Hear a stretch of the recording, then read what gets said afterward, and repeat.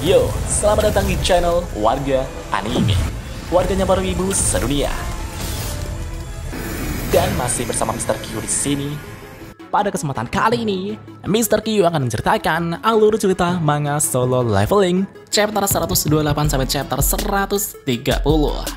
Di mana kita akan diperlihatkan Caha ini yang mati-matian untuk membangunkan Jinwoo, dan kita juga diperlihatkan Jinwoo yang telah mengetahui jati dirinya yang sebenarnya.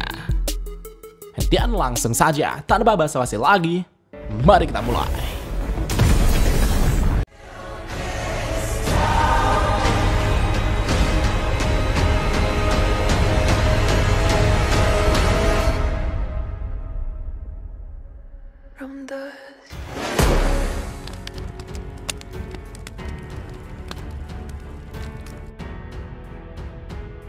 Ketika Jinwoo membuka data yang tersimpan dalam ingatannya, sebuah cahaya terang pun keluar dan menyelimuti Jinwoo.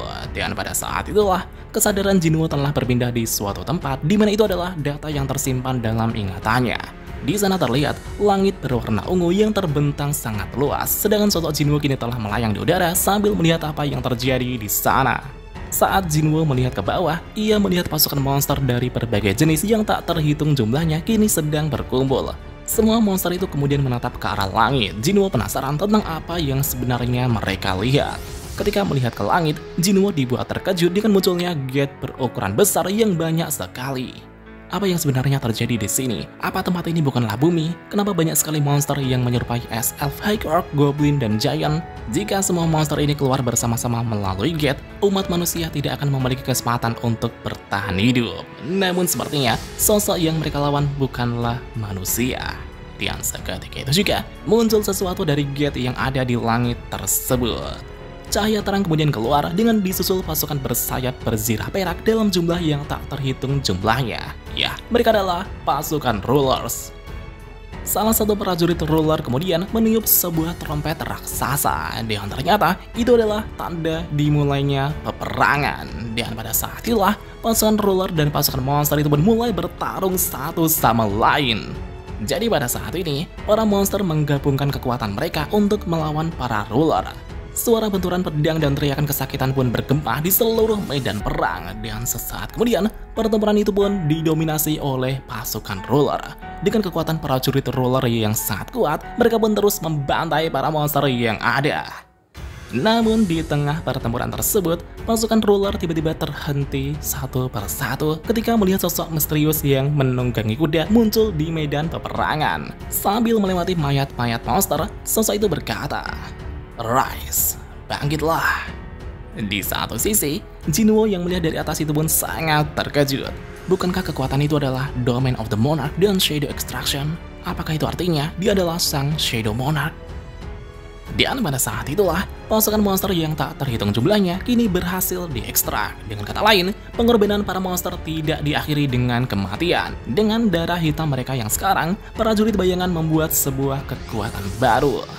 Jinwoo yang melihat pasukan bayangan sebanyak itu pun sangat heran. Bahkan Jinwoo merasa jika dirinya tidak bisa dibandingkan dengan Shadow Monarch. Yang akhirnya, pertempuran pun dimulai kembali.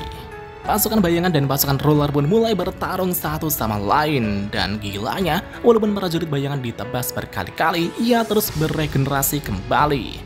Nyaringnya teriakan perang pun kembali bergema. Pertempuran yang awalnya disangka sebagai pembantaian sepihak kini berubah menjadi pertempuran yang sesungguhnya. Dengan kemunculan satu orang tersebut merubah seluruh situasi peperangan.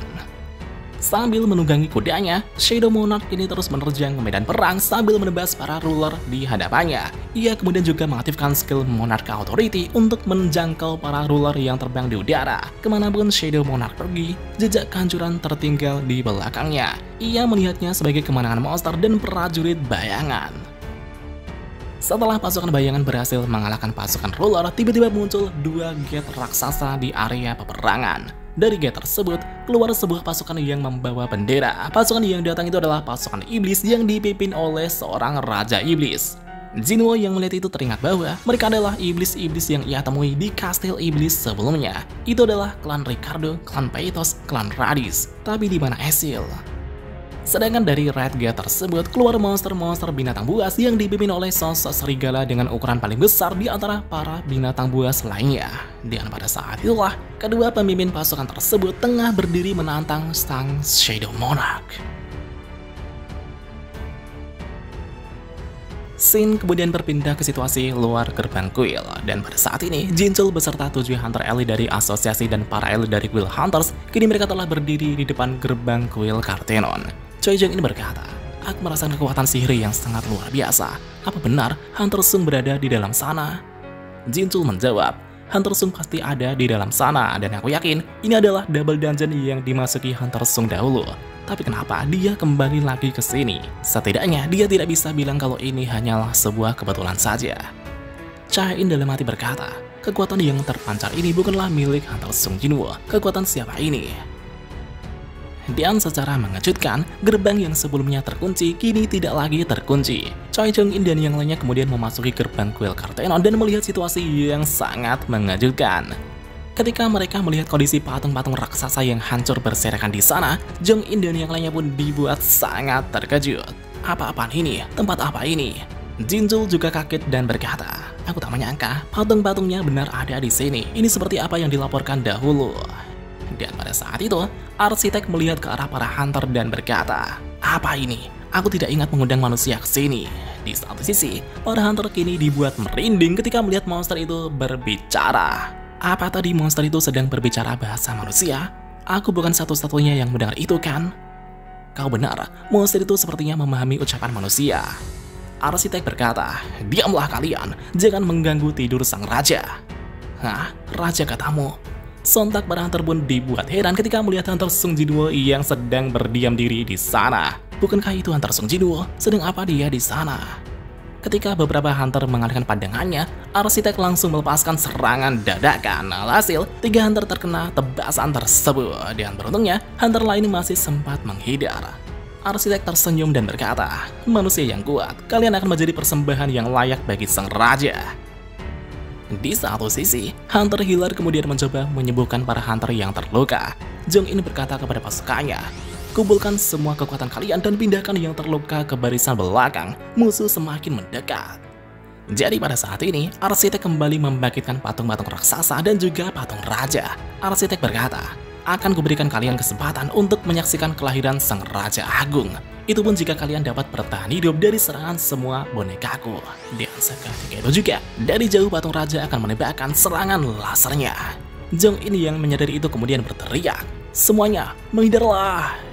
Dan duar, sebuah serangan laser pun ditembakkan. Dan beruntungnya, beberapa hunter masih sempat menghindarinya. Jung-in kemudian menciptakan api dari ujung jarinya dan menembakkan serangan tersebut tepat ke muka patung raja. Di saat patung raja teralihkan, hunter lainnya kemudian berusaha menghancurkan patung-patung lainnya. Jinchul juga mulai bergerak dan langsung menyerang patung raksasa dengan pukulan kuatnya. Akan tetapi, patung itu sama sekali tak bergeming. Jinchul pun sangat terkejut dan berkata, "Patung ini ternyata lebih kuat dari perkiraanku." Jung-in dari belakang kemudian menembakkan apinya ke arah patung tersebut. Namun lagi-lagi, serangan tersebut juga tidak mempan sama sekali. Sialan, daya tahan fisik mereka sungguh gila. Bahkan serangan api sebesar itu juga masih belum cukup. Apa mungkin mereka juga memiliki daya tahan terhadap serangan sihir? Sedangkan di satu sisi, para hunter lain juga semakin terdesak. Semua serangan mereka juga tidak berarti apa-apa di hadapan patung-patung raksasa. Jung-in sangat panik dan berkata, "Sialan, apakah benar-benar tidak ada cara lain? Sepertinya tidak ada cara lain selain harus membangunkan Hunter Sung Jinwoo di sana. Apa mungkin dia dalam pengaruh sihir?" Jung-in kemudian menembakkan sebuah api kecil ke arah Jinwoo untuk membangunkannya. Namun sebelum api itu mengenai Jinwoo, arsitek dengan cepat menghentikannya. Segera setelah itu, arsitek kemudian langsung menyerang ke arah Choi Jung-in. "Berani-beraninya kau mengganggu tidur sang raja." Melihat monster itu menerjang ke arahnya, Jung-in terlihat merinding hingga tak mampu bergerak. Tapi dengan cepat, Jinchul bersama para tanker kini datang membantu. Jinchul kemudian melihat Chae-in dan berkata, "Hunter Cha, kami akan mengatasi situasi di sini, jadi tolong bangunkan Hunter Sung Jinwoo." "Baiklah," jawab Chae-in yang berlari ke arah Jinwoo. Scene kemudian kembali ke situasi di alam bawah sadar Jinwoo. Kini pasukan iblis dan pasukan binatang buas telah bersatu untuk melawan pasukan bayangan.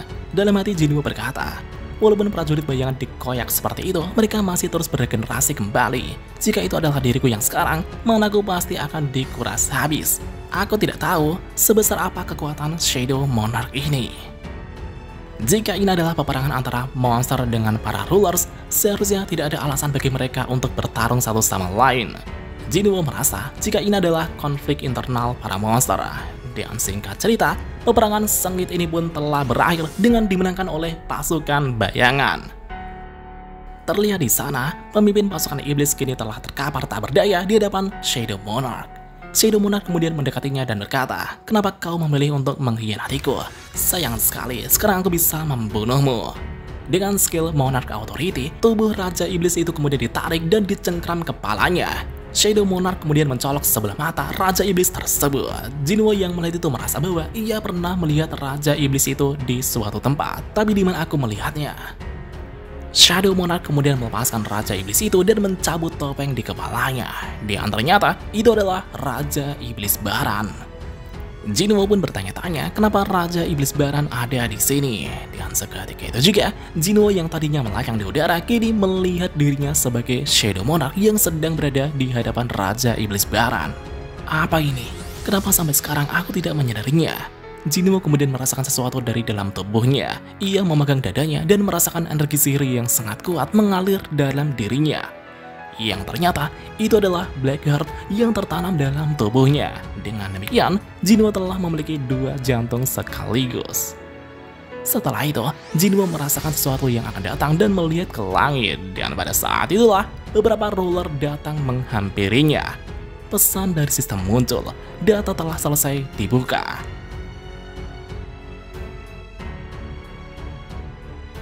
Scene kemudian kembali ke situasi di dalam dungeon. Terlihat arsitek telah menghadang Cha-in dan berkata, "Kalian sangat menarik manusia, ini melebihi ekspektasiku."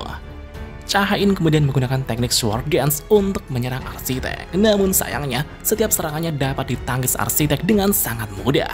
Dan pada saat itulah, satu tebasan arsitek telah mengenai bahu Cha-in. Cha-in pun berteriak kesakitan dan mundur ke belakang. Arsitek tertawa dan berkata, "Apa hanya itu saja kemampuan kalian manusia? Ini sungguh membosankan." Dan di saat yang sama, Choi Jong-in, Jinchul, dan yang lainnya juga sedang terdesak. Mereka sangat panik dan tak berdaya melawan para patung-patung raksasa. Jong-in kemudian melepaskan serangan apinya lagi ke arah arsitek. Di saat Choi Jong-in mengalihkan perhatian arsitek, Cha-in kemudian memanfaatkan kesempatan itu untuk berlari ke arah Jinwoo. Namun betapa mengejutkannya, arsitek tiba-tiba sudah berada di belakang Cha-in dan bersiap menangkapnya. Tapi dengan refleks Cha-in yang luar biasa, ia masih sempat menghindarinya. Arsitek pun tersenyum dan berkata, "Kau menghindar dengan cukup bagus manusia." Ketika arsitek melihat ke arah Cha-in tersebut, ia dikejutkan dengan adanya sosok prajurit bayangan dalam diri Cha-in. Bayangan itu, berdasarkan peraturan dari ruangan ini, seharusnya prajurit bayangan tidak akan bisa keluar, tapi hanya ada satu cara, yaitu karena Raja meletakkan prajurit bayangannya kepadamu. Untuk apa kau kemari? Apa hubunganmu dengan Sung Jinwoo?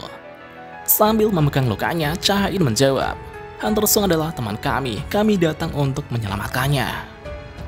Arsitek berkata, "Itu bukan keinginan sang raja. Baiklah, aku akan memberimu kesempatan. Karena hari ini sang monark akan turun ke dunia, aku akan memberimu kesempatan untuk menyaksikan momen bersejarah ini. Tapi selain dirimu, manusia lainnya akan mati." Seseorang tiba-tiba menjawab, "Siapa bilang?" Dan ternyata, orang yang mengatakan itu adalah Sung Jinwoo. Jinwoo yang telah terbangun itu kemudian langsung melepaskan pukulan telak tepat di pipi arsitek. Dan apakah yang akan terjadi selanjutnya? Mari kita lanjut di part selanjutnya.